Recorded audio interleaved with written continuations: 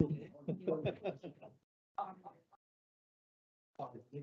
evening, everybody, and welcome to this evening's meeting of the Environment and Performance Committee. My name is Councillor Kalea Rylott, and I'm the chairman of this committee. Before we move to the agenda this evening, our housekeeping rules are as follows. Restroom facilities are available on this floor for the ladies and down the main stairwell for the gentlemen. In the event of the fire alarm sounding, officers will escort all attendees to the nearest safety point. May I please ask that all persons addressing this meeting do so clearly through the microphone system at all times. I would at this point remind all persons in attendance that this meeting is being streamed live. Please be advised that abuse or intimidation of any kind will not be tolerated. Anyone who is deemed to breach this requirement will be warned and asked to refrain. And if the behaviour persists, they will be asked to leave the meeting. That concludes the housekeeping rules, and we will now move straight into part one of this evening's agenda and address the preliminary items. So to receive apologies for absence and notification of any substitute members. Thank you, Madam Chairman. I have apologies from Councillor Alison Austin, Councillor Richard Austin substituting, and further apologies from Councillors David Scoot, Patsy Marson and Neil Drayton. Thank you. Item 2, to sign the minutes of the last meeting held on the 5th of July. Do members agree the minutes, please?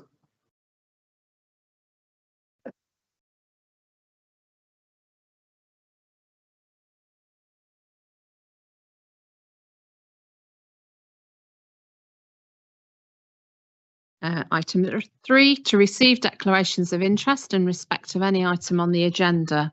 Does any member of this committee wish to declare any interest in any item on the agenda?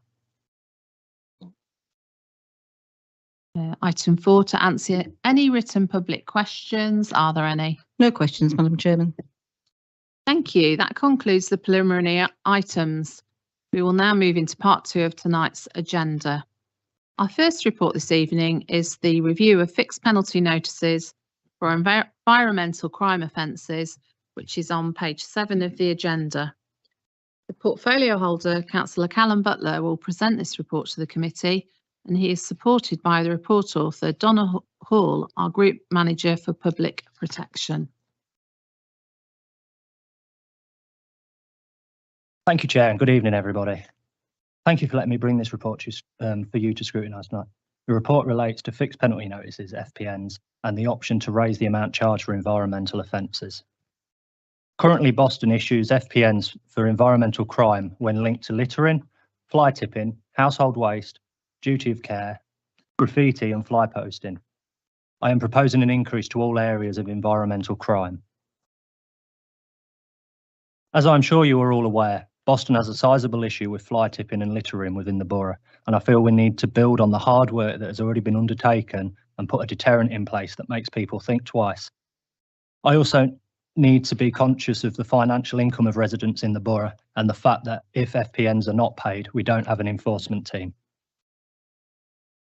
The introduction of the new Environmental Offences, Fixed Penalties Amendment England regulations in 2023 has increased the maximum amount a council can charge for the offence mentioned above. It is my suggestion that we raise the minimum amount of the FPN to better serve our community.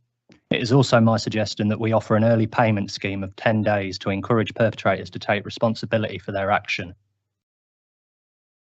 Please see Table 2 on page 12 for the proposed changes that are for your consideration tonight. These are highlighted against the current level and the new maximum that can be charged. It is worth noting that consultation has taken place with the enforcement contractors, which is another reason why we want to look at including an early repayment scheme. I look forward to any questions you have, and either Donna, Christian or myself will be able to answer them to the best of our ability. Thank you. Thank you very much. Do we have any questions from members? Councillor Danny. Thank you, Madam Chairman. Thank you, Colin, for the presentation.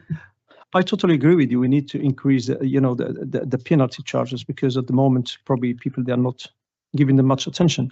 My worries here is not about the penalty charge. My worries is, as a fact and matter of fact, that a lot of people, when they are caught, they don't pay. And as we know, we have a very diverse community, and some people move towns and move places. We haven't got any hold of these people. So if people commit a crime, how can we chase them? How can we, make sure that they're going to pay their fines? Thank you.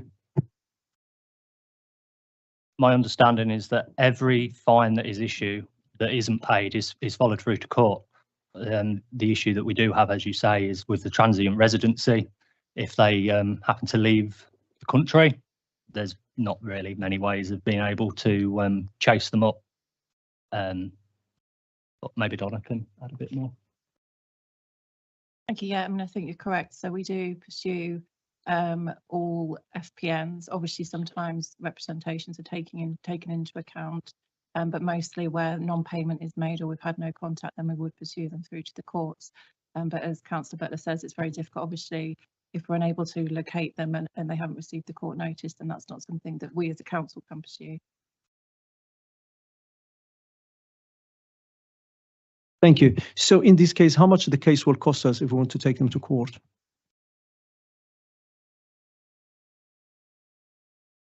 Again, I'll have to pass to Donna, sorry. That's fine. I don't have any exact figures in front of me. Sorry, could you just bring your microphone a bit further forward? Thank you. Thank you. Apologies. I don't have any figures to hand in terms of the costs for actually prosecution. Obviously, we use the single justice procedure, which is quite an efficient way of taking cases forward, which obviously then the person can choose to attend court but doesn't have to. So it's the most efficient way that we can process those cases, obviously in partnership with our enforcement companies. Thank you, and I will support you on that suggestion. Thank you. Councillor Gilbert.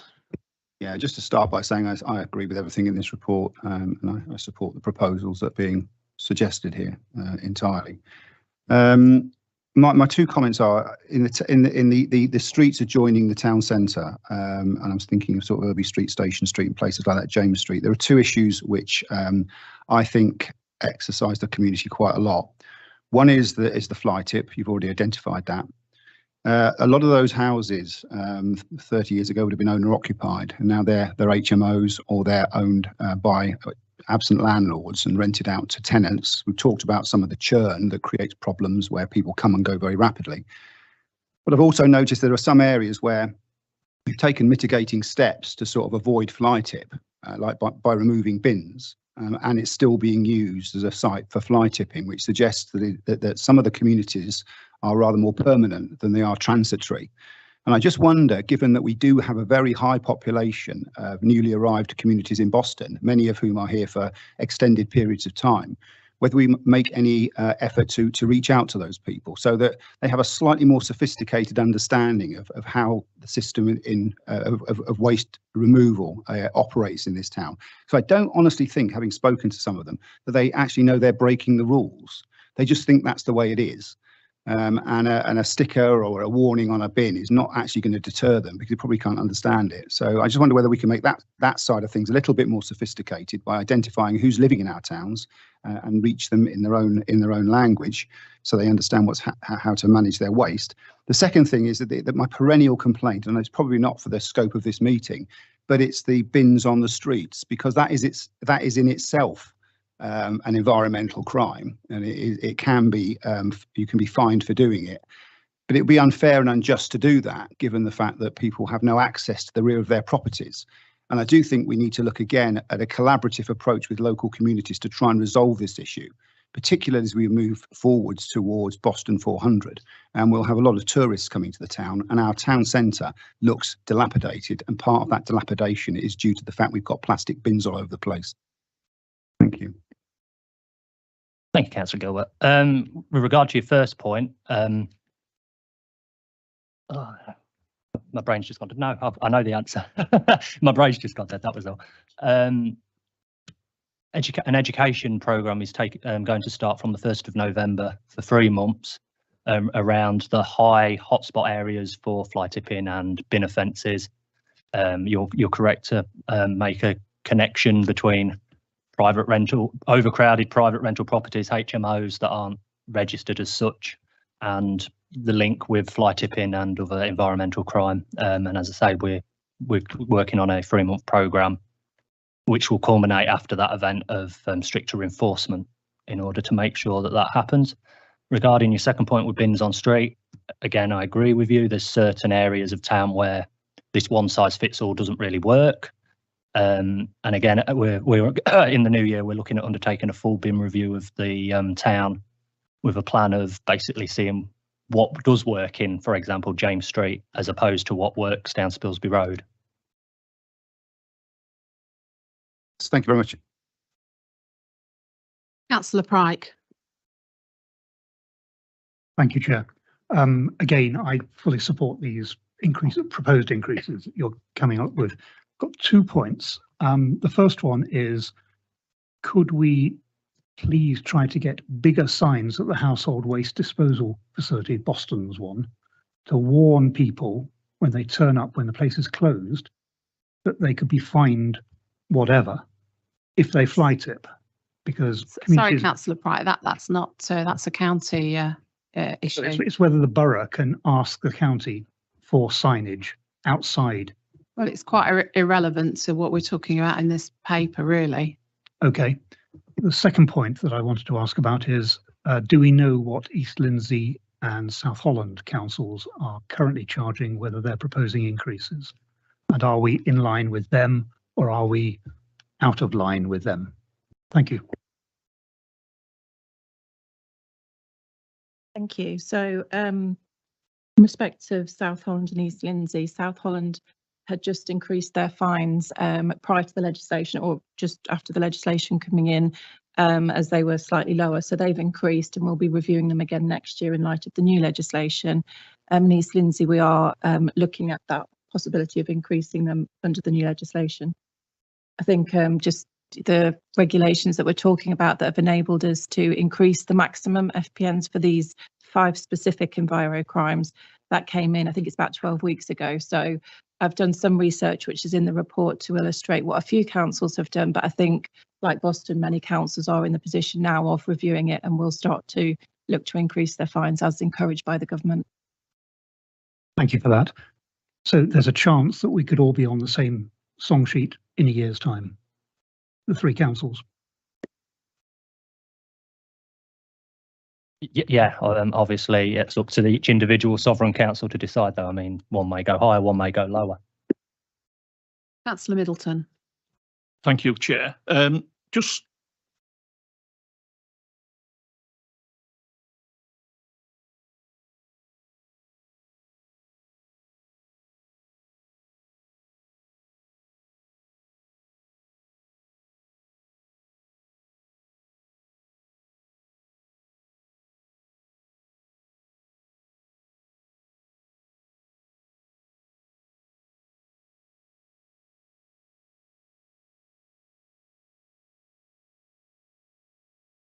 are we on now? Oh, sorry, thank you. So if people just throw the rubbish out into their own garden, technically I suspect that's not a fly tip because it's not gone onto the public highway. Are they in any way covered under this legislation that they can just pile rubbish into their own garden and create their own tip effectively? Thank you, David. My understanding is that this legislation doesn't cover that. However, we can take enforcement action against people that do that, and we have done in the recent past. Thank you. Can I carry on? Again, yeah. Just looking at these, what we're suggesting we should be putting these fines up to. It's not to the maximum, but even at £400, I suspect a lot of the people who are fly tipping can't really afford the £400 in reality. So why do they really offend? Why don't they just take the rubbish elsewhere? So if the £400 not doing it, to making them halt, is the 800, and why don't we make it 1,000 and make it £800 for early payment? Because the £400 isn't stopping them. They just, they can't afford that, but they still fly tip. So does it matter what we charge? Because they can't really afford the lower end. I get what you're saying, and yeah, I think that no, I'm going to have to get a lot Donna to.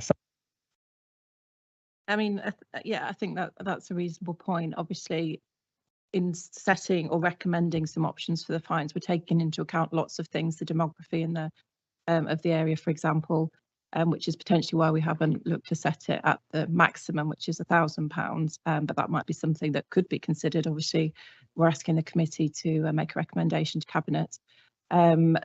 Ultimately, if someone doesn't pay, really, it's for the courts to decide what fine that they would like to level, if any. So that matter is obviously a decision for the courts, and then also they would also take into account their financial circumstances at that time.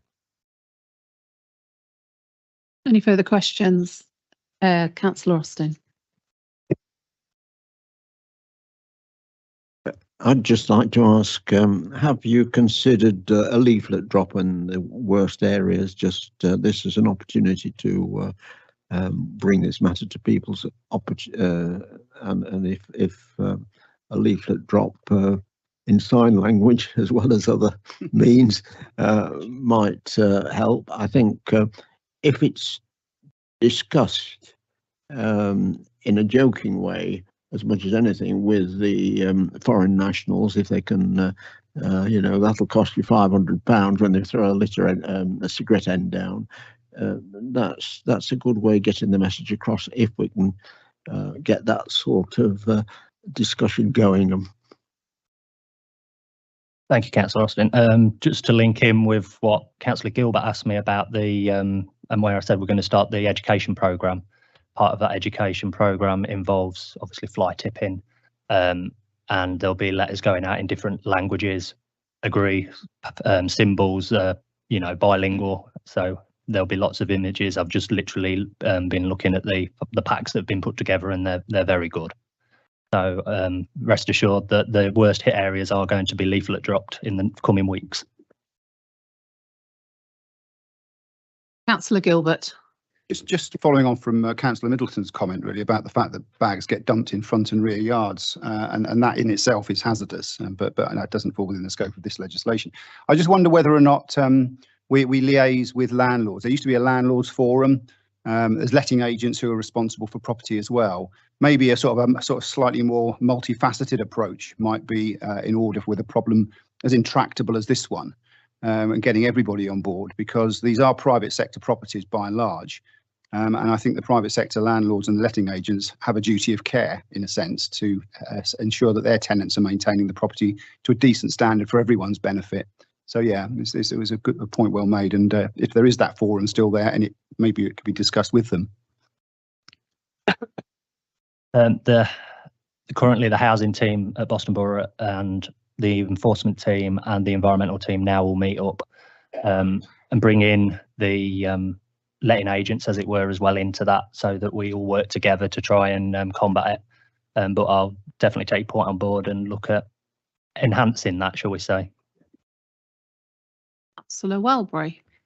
My point was actually that Councillor Gilbert has made about what communication do we have with the landlords, and if we're leaflet dropping or sending any information, surely we should be targeting the landlords first. I will add that some of the landlords are a bit more hard work, shall we say, than others. Some are willing to work with us, some aren't. So obviously they are private landlords. It's their property. They can do as they please to a certain extent, but we encourage them and will enforce them.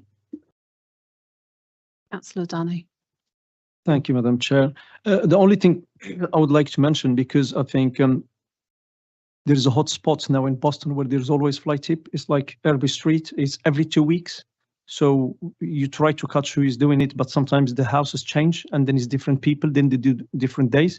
Once I check on some letters, they were from Tony Street, dumped in Irby Street, so people to travel all the way to put the rubbish and drive off. Some of them, they pick their friends from work, then they drop them and then they go off. So it's quite hard. I mean, have we tried to probably use CCTV? Because now, you know, CCTV is cheaper and much accurate if we can catch people that way, and it will be making easier for us That's one thing. And the second thing is our officers, they work only Monday to Friday, and I think 9 to 4 or before 4. So usually they don't work all day. They don't work on weekends. And I suggested before if they can do like evening shifts, or one of them in the evening or two of them, just to sit somewhere where there's a hotspot in a car and just wait. If it happens, you catch the people, and that will make things even better, because once you caught one person, they will spread the news around themselves. They say they are watching us. And I think this is very important. If you can do that, that will be perfect. Thank you. Thank you, Madam Chair. Regarding CCTV, of the safer street schemes coming in, where we're going to be putting more CCTV up to make a safer link through town. So hopefully we'll be able to use the images captured on that. And the enforcement contractors, we're currently looking at citing their cameras in certain hotspot locations in the town and borough. Regarding what was your second point? Sorry, Anton. Yeah, regarding the officers, currently we've not got the capabilities with the amount of staff we've got, but it is something we are recruiting, and we are looking at getting more, so in order to enable us to do something like that. So we've all seen the table 2 on page 12. Are we happy to accept the proposal en bloc, or do you want to look at each item individually?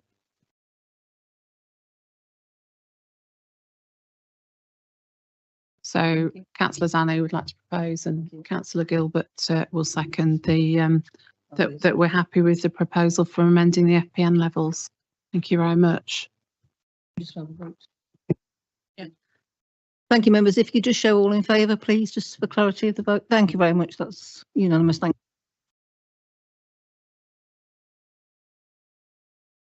Our next item this evening is the Q1 performance monitoring, which is being presented by the portfolio holder, Councillor Andorian, with the report author, our Insights and Transformation Manager, Mrs. Suzanne Rolfe, in attendance in support.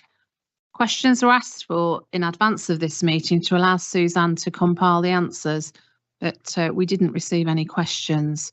Members will note that this is historic information, but it is used to help populate the committee work programme by identifying potential areas of concern. Once Suzanne has presented and any questions have been asked, we will then use this paper in consideration of the final item, our work programme. Thank you. Thank you, Madam Chair. So this report sets out the key performance indicators for Q1, and that took us to the end of June this year, Madam Chair. I know that that seems a long way ago now, doesn't it? And this report should have come to your committee in September, but I think it for, lack of business or whatever, it was cancelled. So it is historic. I would just like to emphasise that. So hopefully it will assist your committee members in identifying any particular area of interest that you'd quite like to add to your work programme going forward. And just for background, and I'm sure you're aware, Madam Chair, that the red indicators are worse than target, amber indicators are within some tolerance, and the green indicators are better than target or on target. And then the letters TR refer to where we have trend indicators over a period of time. So I'm pleased to report to you, Madam Chairman, that the majority of performance is on target or better. Where performance is red, Suzanne has kindly inserted some commentary there so that it provides more context to why an area might be showing up in red. As the name suggests, these are only indicators of performance, can't provide the whole picture. Members of this committee may wish to request more details to come forward in future, and Suzanne is always there to help if there's anything of specific interest. As you look, Madam Chair, from page 21 onwards, quite happy to go through a couple of things with you. Where on the homelessness, where it showed red, it was very difficult really for the team to monitor that, because obviously some homeless people in rough sleepers moved out of the area, or they were difficult to follow and keep in touch with. And we do recognise that preventing people from becoming homeless is always far better than allowing that to happen, and it's clearly more cost effective as well. Moving on to the customer contact calls, that was below target, Madam Chair, but I'm pleased to say that already that situation has been remedied, and by the end of Q2, I fully expect that to be green. I think the callback facility that was introduced in May has proved to be a big hit with customers and residents, and as I say, that time to answer calls has already come right down. Moving over to page 22, we had a target there of within the land charges where we had set it at, it used to be set at 10 days and then it was reduced to 6. And quite honestly, the team were really struggling to meet that. So Cabinet have already changed that target. That's the first one on page 22, which is showing up at red. We've already changed that to 8.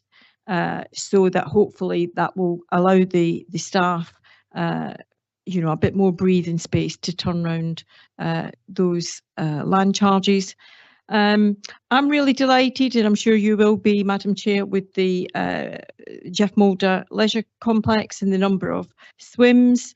The trends there are all on the increase, and I think that's a good thing for our residents, especially our children and young people who are taking swimming lessons. And of course, we want our population to become healthier and happier over time. If we move on to page 23, our corporate targets in terms of our staff well-being and staff welfare, collectively, those are all on the up, and that's a good thing. That's now been surveyed across the partnership. But the responses are very good, and the figures clearly show there that they're better than they were last year. And so that I don't want to go through every single thing because I'm sure your committee have read it at their leisure, Madam Chairman. I'm happy to answer any questions. I wouldn't even like to guide you. I did think, should I offer suggestions about where your committee should go, but that would be incorrect. It's entirely for your committee to cherry pick out of any area they're interested in pursuing in more detail and depth, and we'll make sure that you have all the information that you need to do that.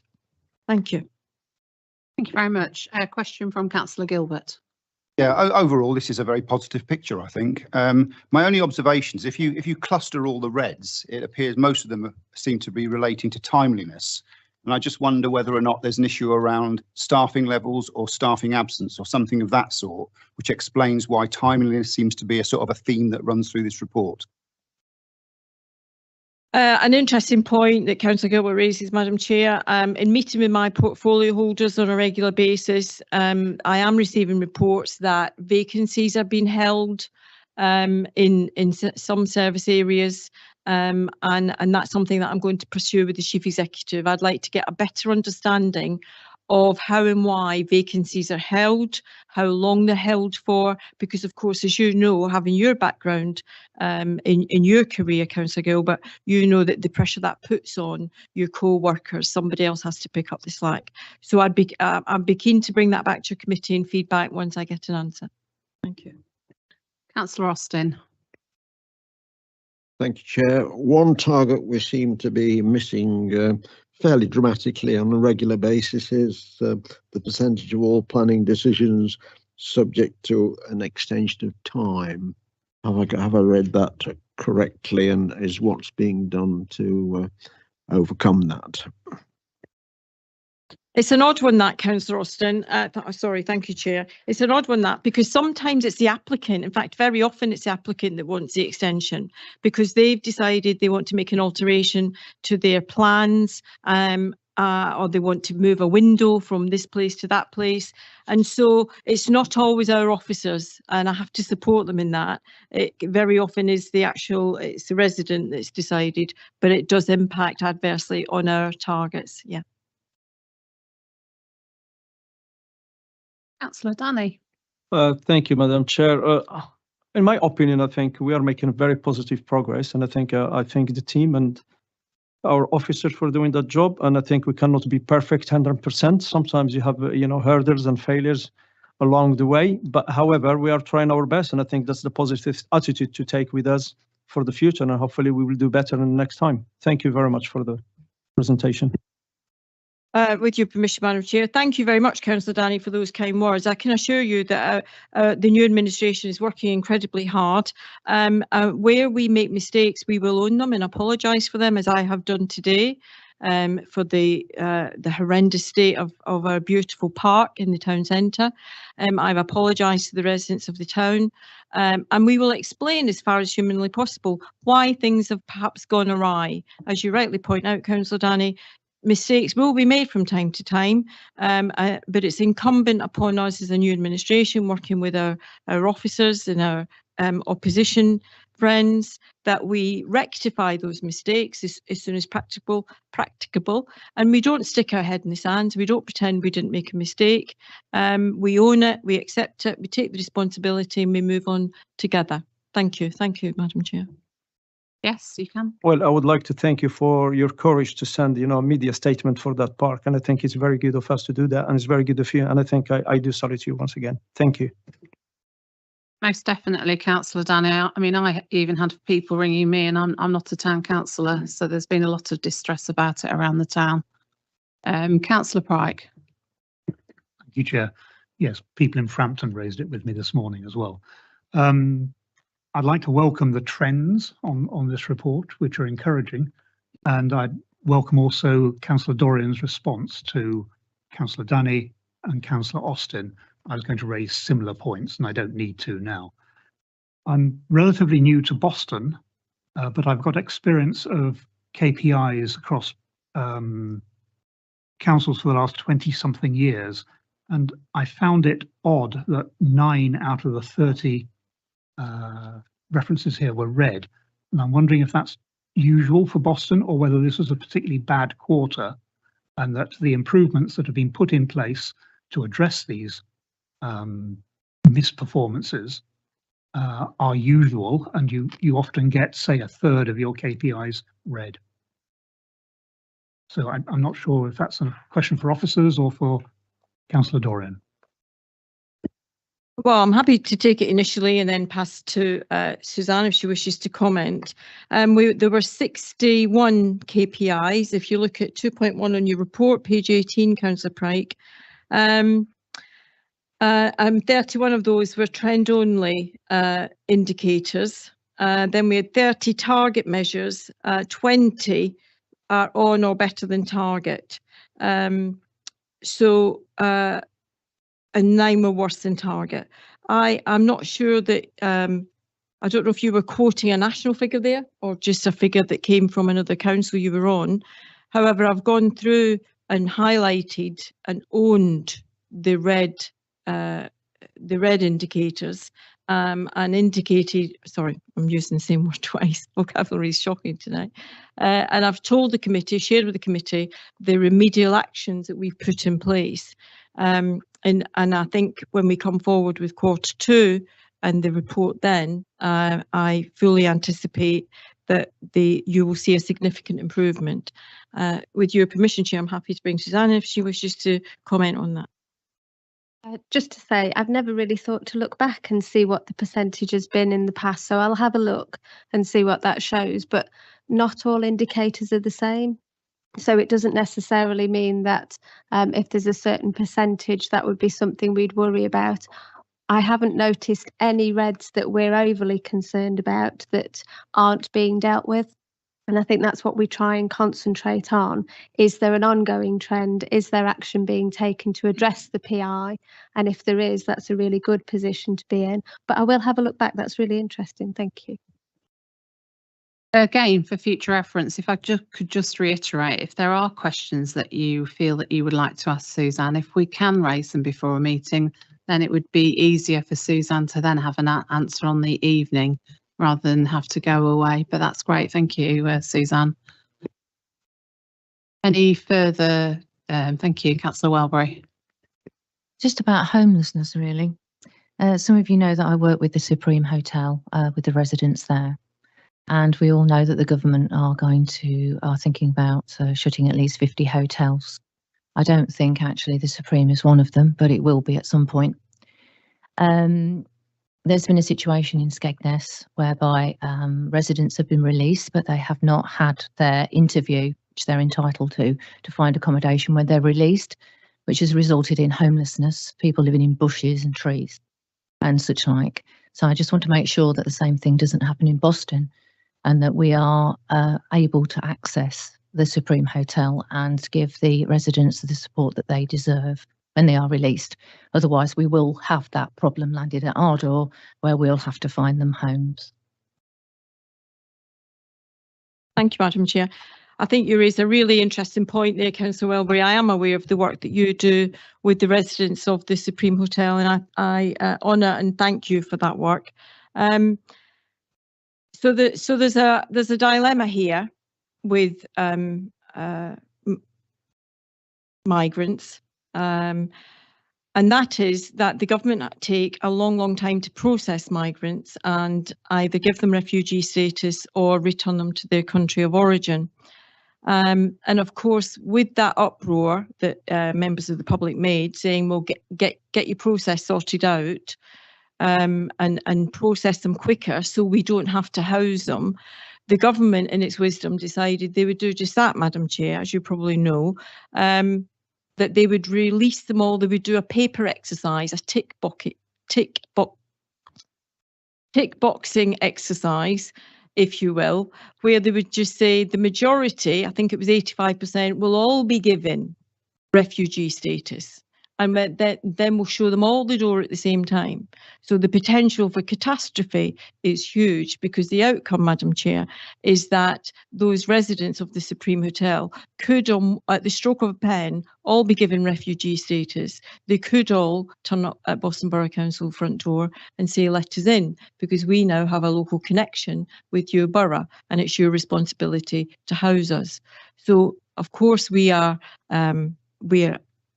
very aware of that scenario and the potential for that, and we are liaising with government on that very issue in order to prevent it happening.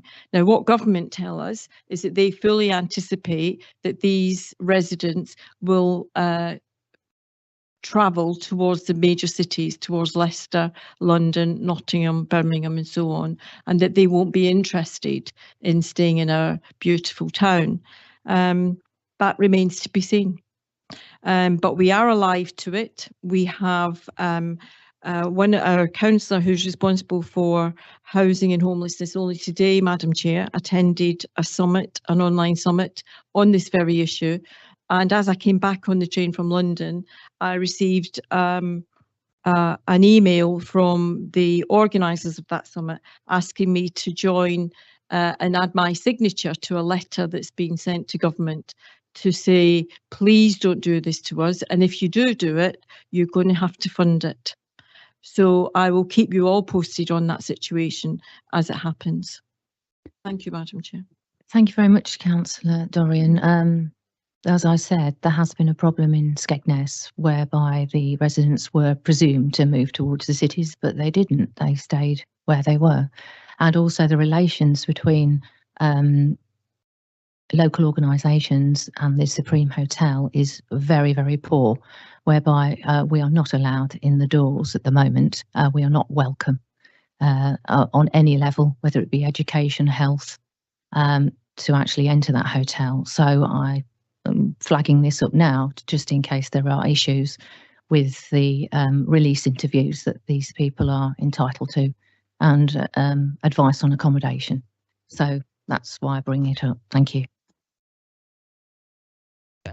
Thank you for notifying me of that, Councillor Welbury. What I would be happy to do is meet with you separately and get some details, and I will address that with Serco, because they have the contract to run that hotel, and if they're not meeting their minimum service standards and their obligations to those residents, then I will happily support you in the work that you're doing and raise it with them. Thank you. That'll be very helpful. Any further questions? Yeah, Councillor Danny. Thank you, Madam Chair. Just a comment regarding the homelessness, because from my experience in the past years, I think there is some people who doesn't like to be homed. They prefer to live in the street. So you will see these people in the street sometimes. And I know some of them, why don't you go to a hotel or where you get an accommodation? I prefer living in a boat. I prefer living in the bushes, and they're like that. So the red will be there, I think, for us. But I think is the reality of it. So it will be a difficult matter to deal with. But thank you very much, Councillor Welbeck, to fund that, and thank you, Councillor Dorian, for telling us what's going on, because it's shocking. I'm really, I can't express myself enough. It's none of the risk. Probably the government, and I'm a Tory, but I think it's not responsible to do that. Councillor Gilbert. Yeah, I think we need to be very aware of the issue of homelessness and the consequences of that on the town centre. I mean, I did the Wombles litter pick on Sunday for a couple of hours, concentrated on the town centre. Crown House is a particular problem at the moment. There are people living in bushes in that area. There are numerous people defecating behind Crown House. We want to raise the profile of the town. We want to bring visitors here. The impact of this homelessness has a terrible effect on people's perceptions of Boston, has a terrible effect on the perceptions of Boston by Boston people, which I think is very significant. And we need to be very, very mindful that this issue needs very careful management, and government needs talking to very acutely, should we say.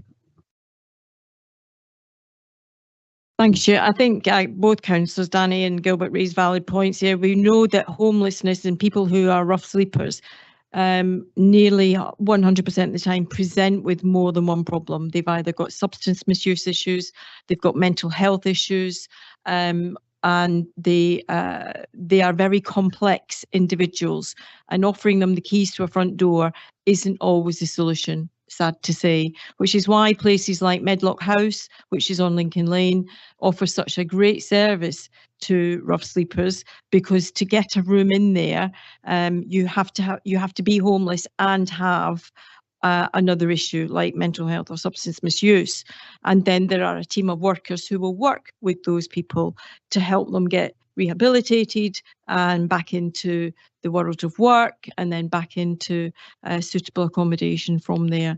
So it's wonderful that we have that facility. In fact, it makes me wonder other friends coming round to see them and not straying too far from Medlock House to where you've described. The issue was concentrated predominantly around Crown House. I think there is an issue there which we may need to look into specifically in terms of the adverse impact that building is having on the town centre. Thank you, Councillor Dorian. And I also would say that regarding rough sleepers, these people probably don't get the help and support that they need from the NHS, which leads them to where they are. It's a very sorry state of affairs. So we finished on that item. Thank you very much, everybody, for your comments. Finally, we have our work programme on page 27 of the agenda. And Chris Allen would like to come in first on this matter. Thank you. Thank you, Madam Chairman. I think just very quickly, if I may, just coming back to the issue of Crown House, I will refer that to my colleagues because there's probably some work we can do there in terms of our homelessness responsibilities, and also in terms of making sure the site is kept tidy. So I'll refer that, take that back to some of my colleagues today. So just on the work programme, we just made a few minor adjustments, which you may notice or may not notice, but to help the committee think longer term about forward planning the work that they wish to scrutinise, we've just added the another year, if you like, onto the work programme. We can't be exact on the dates because obviously it's for the AGM to decide the dates of the next meetings, but hopefully we can start to think about how we might populate the programme sort of for the next sort of 12 to 18 months and think perhaps a little bit longer term how we manage that. The other thing I just wanted to draw to members' attention, because I know some of you are new members and new to this committee, bringing papers forward to committee isn't the only way that we can scrutinise topics. There are a number of other ways that we can scrutinise the work that the council does, and they've been listed always at the end of the agenda, but I've asked for a bit of explanation to go into the report back this time, which I hope members will find it interesting, but also will spark some thoughts around, you know, if there's a particular topic that you would like to scrutinise, there may be different ways to do that. You don't necessarily have to prepare a report. You know, you may think a member briefing is more appropriate. There's also inquiry evenings, member working groups, and task and finish groups. They need different levels of support, and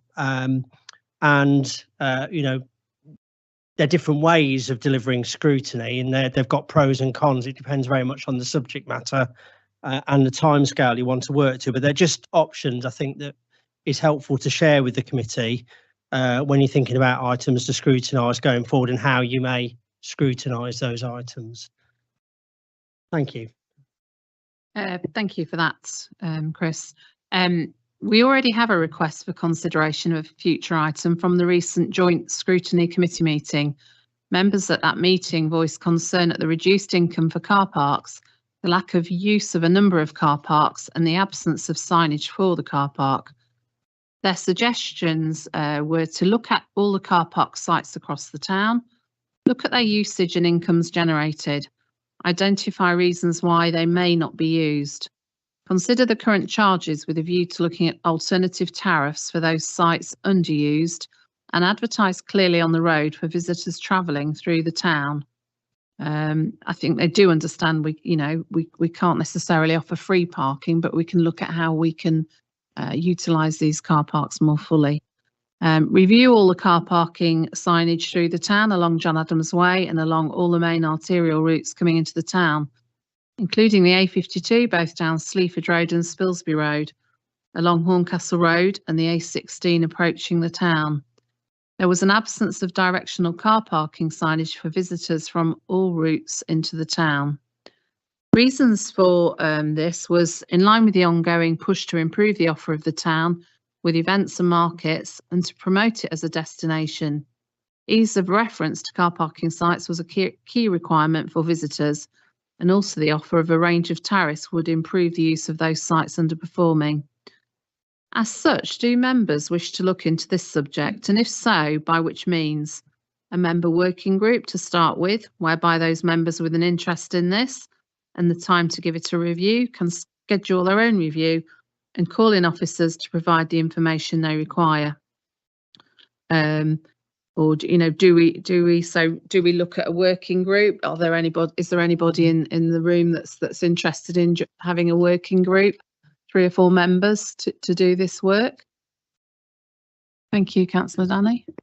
Thank you, Madam Chair. I suggested this a few years ago about, the signage for the parkings, because when you come through the town, you don't know where you can park. And like Tonar Street, I think is around £1.80 whole day, if I'm not mistaken, or £2.60. Then we have the one by South Street, is £2.60 for whole day. People, they don't know that. They still go, for example, to the town centre to park and create. What I think I would like to be on a subgroup, to discuss the matters properly and make things, probably improve the town. I wouldn't mind, to be honest. Yeah, that's great. I think we may have revisited this before, but what we have to remember is we've got an awful lot of new members now. So they are asking if it can be, it may not have been done then. I remember doing it between 15 and 19, but you would be happy to be on the group. Yeah. Thank you. One of the things which is I think I did discuss with the county council when I became a county councillor is the use of Tony Street, Tonar Street, and Thorold Street. They're all free parkings, while our parking at Tonar Street is empty. So if people come to the magistrate and park in our parkings, that will benefit us instead of parking for 2 hours for free, because most of that roundabout is all of them free. And I suggested to them to take them off. You make the way much better on the road. You will have more space to maneuver, so there will not be any cars on the side. So that parking will be used properly. That's good. I mean, this can all be discussed at a working group. Yeah. That's great. Yeah. Councillor Gilbert. Yeah, I think what first got me involved in politics in Boston was car parking, and particularly on street parking, which at the time they were proposing to bring in an enforcement regime. But I just wonder whether or not I'd be happy to get involved in this discussion. I'm particularly interested in the use of car parks, and I think it ties in quite nicely with the town centre strategy, because virtually all of those car parks are in the town centre. That's brilliant. Thank you very much, you two. Is there anybody else that would be interested in getting involved in this? Or do we go to CNC and have a joint group? Or Yeah, it's scrutiny across both committees, really, Madam Chairman, when we do something like this. So if we've only got two volunteers this evening, I've got CNC next week, and I'll run it past that in their work programme for any further people to join. Yeah, CNC next week. Yeah. And we'll just clarify, it's a member working group that you're doing. It's a member working group. Thank you. thank you very much. That's brilliant. I also have a request for a report at the next scheduled meeting, please, in respect to the current CCTV service. Following the recent member briefing, a number of serious concerns have been raised by members, which include lone working by a sole operator being responsible for monitoring the whole suite of cameras, and also the serious ongoing issues of cameras being screened by overhanging trees, blocking out any line of sight for the camera, and cameras not working. I appreciate the annual factual report came to us in July, providing the data for the last year. However, there was nothing in there about the staff coverage currently in place, concerns about the staffing levels, or issues concerning the cameras being prevented working correctly. CCTV is vital for this town, and it is a core mechanism in the attempts to clean up and improve ASB and other activities. I'd like the report to provide information on the number of operators, their shift patterns, how many work on each shift, any additional staff at peak time, what monitoring of all the cameras can practically take place with the current number of staff in the suite. I'd also like to know about all the obstacles the services face, including visual impairity due to our overgrown trees, other signage, and also how many cameras are operating. How many are currently out of action and for what reason? Broken, damaged by ASB, and over what period of time have they been out of use? Finally, and most importantly, I'd like to know what the CCTV manager and their team would like to see to improve the service. We could invite them all to the meeting. What concerns they actually have and what actual coverage they're able to monitor on their own in the suite. What they feel is wrong. Are they unable to recruit staff? Are they underpaid? Are there safety issues working alone? I would also like this report in the first instance to allow committee to get a true view of the current operation. What is working, what is not, and more importantly, what needs to be done, possibly for the Feb meeting. So finally, are there any other further items members would like to see moving forward? So we have two for the next meeting in December and CCTV to come to February. But long term, are there any other items, please? Councillor Gilbert. Thank you, Madam Chair. Yeah, I mean, I in the minutes, page 6, it refers to my suggestion that we look into the use of the PRSA, because as I commented at the last meeting, the PRSA is a public asset of the Boston people, and there are suggestions from some people with expertise in various areas that it's not being as well utilised, and it's not utilised to its optimum as it could be as a sort of a national resource, as well as a locally owned one. I just wonder why that hasn't been picked up, or are there reasons why it's been declined to be included on the list of work going forward? Hasn't been declined at all. No. Chris, what are your views on this item, please? I think if I may just go back to the previous item you mentioned around CCTV again, I think to me that really lends itself to a member working group again. You've got a pretty, from what you've shared with the committee tonight, you've got a pretty good scope of what you want to achieve. And the member working group, obviously our CCTV isn't something we deliver in isolation as a council. It involves other partners, obviously contractors that deliver or provide the maintenance and the cameras for us. We obviously deliver the service for the councils. The police are obviously a significant partner in the way CCTV operates. And I think using a member working group, you can engage those people as part of your conversations over a number of weeks of discussion. If I can just come in there, I would prefer to see a report come to the committee, please, rather than a member working group, because there are issues I feel in that suite, and that's why I've asked for a report. Okay, that's fine, as you wish, Chairman. In terms of in terms of the other item that you've mentioned, again, it's within the gift of the committee to scrutinise whatever they wish. I just think we need to plan the work, because obviously we've talked a couple of topics here already this evening. We just need to plan the work at an appropriate juncture. So we're looking at sort of long term. If this is a subject that you are asking us to look at, let's take some of these items away, discuss with the officers, and see where we go with them. And sorry that it's been. That's fine. I mean, if I can just make one point, there are people in Boston with expertise in certain sports who feel that they could enhance the facility, the amenity of the PRSA. So the evidence from them, I think, will be quite useful. So whatever the format this meeting takes in terms of scrutinising the PRSA, it needs to have the flexibility to include those members of the public who'd like to give evidence. So I don't know would that be a task and finish? Probably not a task and finish, but something which enables them to come and speak to us. Yeah, we'll look at that. Thank you very much. That's lovely. Any other suggestions, please?